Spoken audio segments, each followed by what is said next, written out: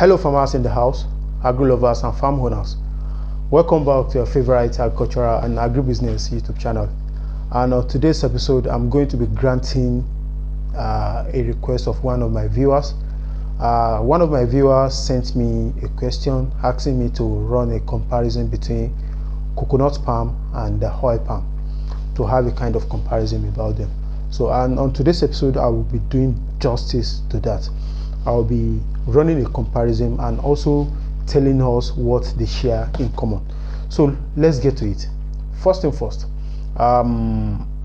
these two crops, they are both tree crop, they are both economic crop, and they also belong to the same family.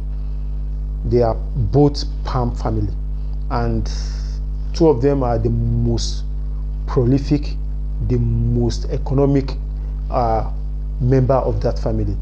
There are so much in that family. We have the oil palm, we have the coconut palm, we have the raffia palm, we have the date palm, and we have the bamba palm. That one is not that common here. It's common in Senegal. So it's a very, very big family. We also have the ornamental palms. So it's a very big family, but coconut palm and oil palm stands out because of their economic importance. So talking about the comparison, the differences between both of them, if you want to do oil palm farming or coconut farming, one of the differences is that the land requirement for oil palm and coconut require a lesser amount of land because of its spacing. The spacing for coconut is about 7 meter by 7 meter or 7.5 meter by 7.5 meter, and which means per hectare you will be having like around 190 to 200 palms per hectare, unlike oil palm that have 9 meter by 9 meter triangular spacing, and you can only have around 145 trees per hectare. So if you are considering going for any of them, these are the things you have to put into consideration. The coconuts have lesser requirement for land when we compare it with oil palm. Another thing with another point of comparison between both of them is that they are agro-ecological zone. While coconuts have a very, very limited area where it can be grown on a business scale, on an economic scale, you can do it in a plantation. Actually, it can grow anywhere in Nigeria. It can grow in most states in Nigeria, but it cannot perform optimally well in most states in Nigeria. It have higher requirement for water when we compare it with oil palm. So the state where coconuts can be grown is kind of limited.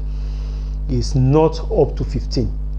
It can be grown in south part of the country conveniently. It can be grown in all 5 states of southeast also, and it can also be grown in southwest. Any place outside Kwara State, it will not perform optimally well, except you want to use irrigation to supplement. So because coconut is a crop that needs water, it's not that you should go and plant it in a waterlogged environment, no, but it performs better when it have constant water supply. So unlike oil palm, on the other hand, that can be grown in more than 19 states, in more than 21 states of the country.